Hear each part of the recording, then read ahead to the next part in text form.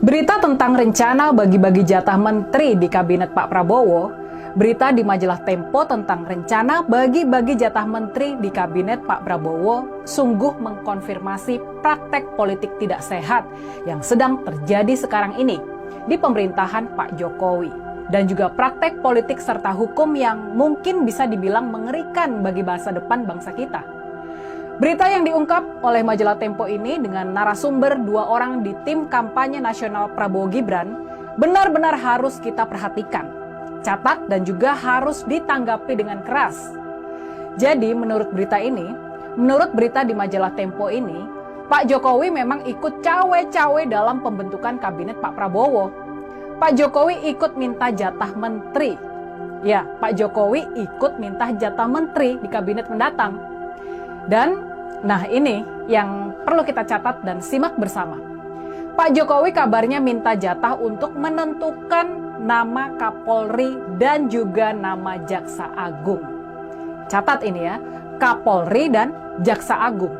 Ya, ini 2 jabatan terpenting dalam penegakan hukum di negara kita. Keinginan Pak Jokowi untuk mengisi jabatan Kepala Kepolisian dan Kepala Kejaksaan Agung dengan orang-orangnya, dengan orang-orang kepercayaannya, memunculkan tanda tanya besar. Ini sangat berbahaya dan sudah sepatutnya untuk ditolak oleh Pak Prabowo. Jabatan Kapolri dan Jaksa Agung, 2 ujung tombak penegakan hukum di negara kita, itu sepatutnya diisi oleh orang-orang yang benar-benar profesional dan tidak tunduk pada kepentingan politik. Sudah sepatutnya Pak Prabowo memilih Kapolri dan Jaksa Agung yang semata-mata akan menegakkan hukum demi keadilan, dan bukannya tunduk pada arahan dan kepentingan siapapun, termasuk arahan dan kepentingan dari Pak Jokowi. Seorang Kapolri dan Jaksa Agung tidak boleh tebang pilih terhadap kasus-kasus yang hendak diusut dan dibawa ke pengadilan.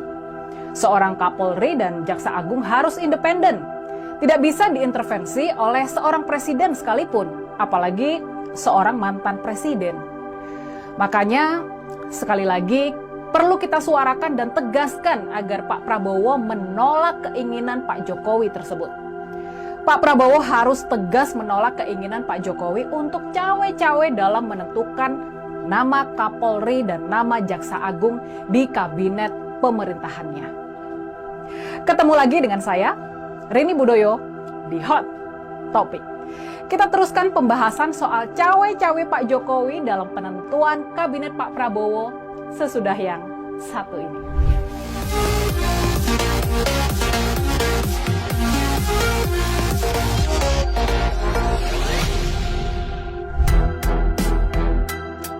Kubu Prabowo membeberkan pihaknya akan melibatkan Presiden Joko Widodo dalam penyusunan kabinet nantinya.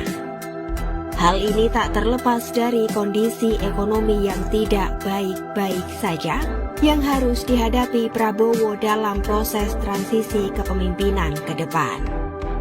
Kubu paslon nomor urut 2 menyadari pihaknya tidak akan mungkin mengabaikan segudang tantangan ekonomi yang berasal dari tingkat global maupun tataran domestik.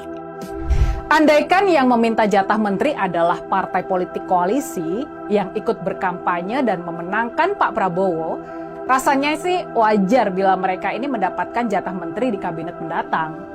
Kalau mereka yang meminta jatah, itu adalah praktek politik yang wajar dan lazim terjadi di banyak negara di seluruh dunia. Nah, pertanyaannya sekarang, berdasarkan berita dari majalah Tempo tadi, pertanyaannya, apabila yang meminta jatah kursi menteri adalah Presiden Jokowi, presiden yang sedang berkuasa saat ini, apa makna dari semua ini? Apa makna dari semua ini?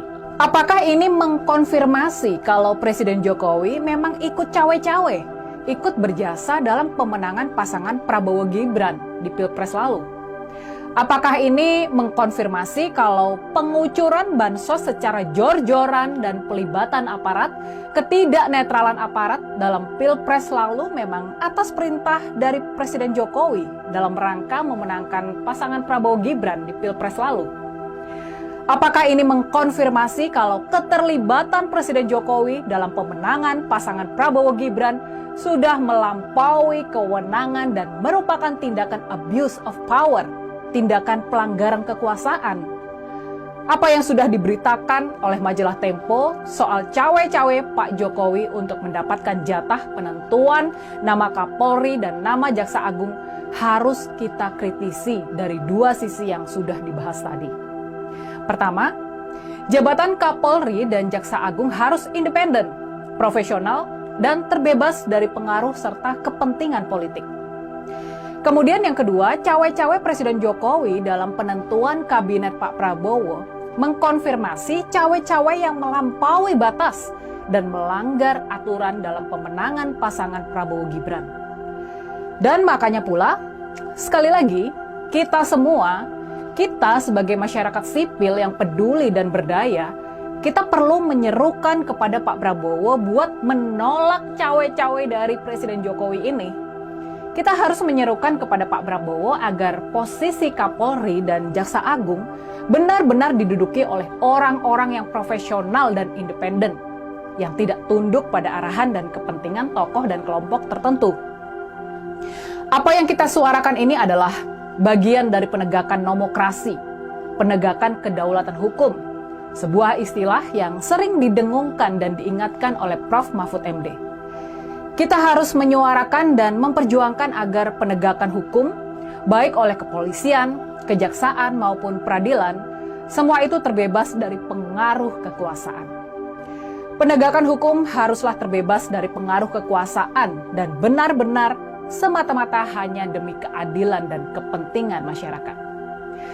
Kalau penegakan hukum sudah tunduk pada kekuasaan, tunduk pada arahan dan kepentingan tokoh dan kelompok tertentu, maka celakalah bangsa kita.